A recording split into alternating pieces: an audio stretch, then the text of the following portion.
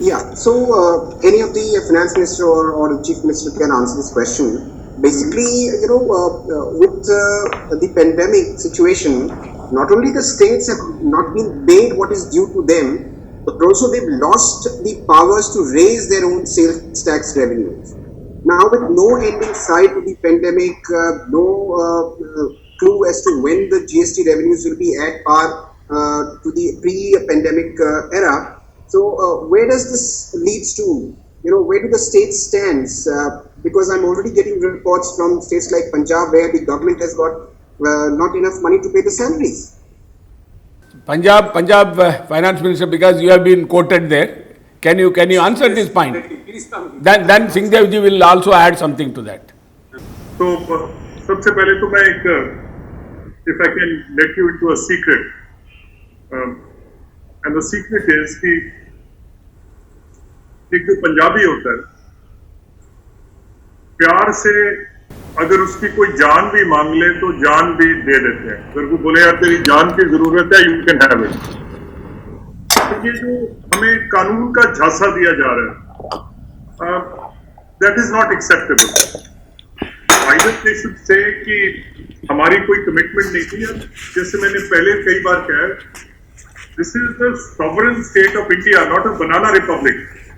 कि आप 3-4 साल पहले कोई प्रॉमिस करते हो, if you go to the entire meetings of the GST council, empowered committee meeting, तो एक चीज बड़ी तय है कि compensation was assured. It was assured within the stipulated time that was to be given in the 5 years and was supposed to be given timely. तो ये तो इस बात पे तो मुझे लगता है आज गवर्नमेंट ऑफ इंडिया परामर्श है. तो हम चाहेंगे कि अगर वो इस कमिटमेंट से भागना चाहते हैं, then at least they should take it on the chin and tell us कि ये नहीं होगा. हम अपना पेट काटे ना काटे, हम अपने बच्चों को कैसे बोले, वो अलग बात है. But it's a sad day for India's federal क्या बोलते हैं polity, that things have come to such a pass कि हमें कभी अटॉर्नी जनरल का, कभी कोविड का, कभी कुछ. This is not a satisfactory way of running the economy of a country which aspires to be the superpower. और मैं एक काउंटर क्वेश्चन पूछना चाहता हूँ बीजेपी पार्टी से कि अगर प्राइम मिनिस्टर साहब ये फरमाते हैं कि we will be a $5 trillion economy, तो ये तो फिर वो मान के चलते हैं कि अगर $5 ट्रिलियन पे जाना है, then we need to grow at almost 24% to be able to get that. So Modi साहब को माने कि यूनियन एफएम को माने. Thank you. Singh Dev ji, Thank you.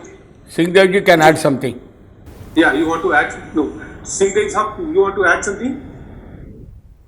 I would just like to say, before this respected Chief Minister from Puducherry, he had raised the point of, see how things lie.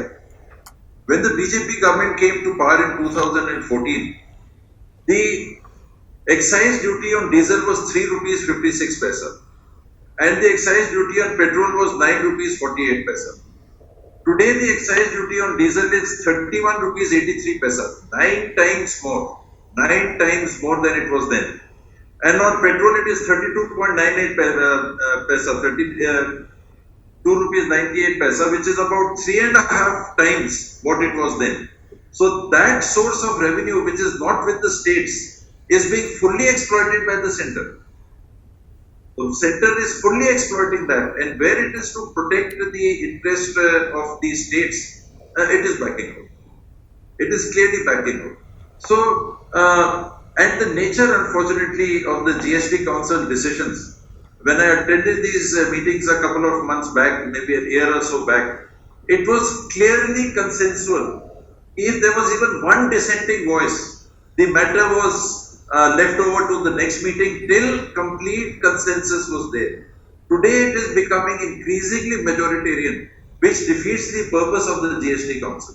The nature of the GST Council was that one dissenting voice, forget majority, if of all the 31 members, or the respected members, state members who are there. If one member, just one member had a contrary view, he was not ridden over.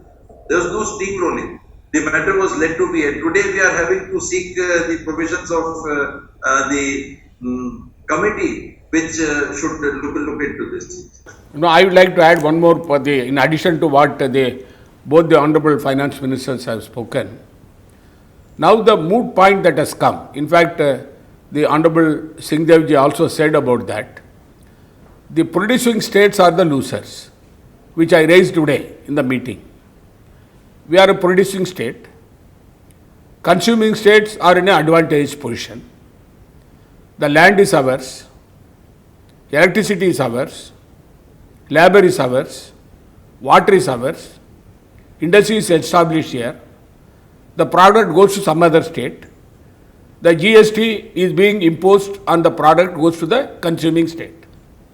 There is serious flaw in the GST law. Therefore, I said the government of India should rethink how it should be equally distributed to the producing state and the consuming state. Because this flaw is a very, very important one. If it is addressed, because otherwise the states will have to rethink that they will not be in the GST regime. That situation will come. Thank you, sir.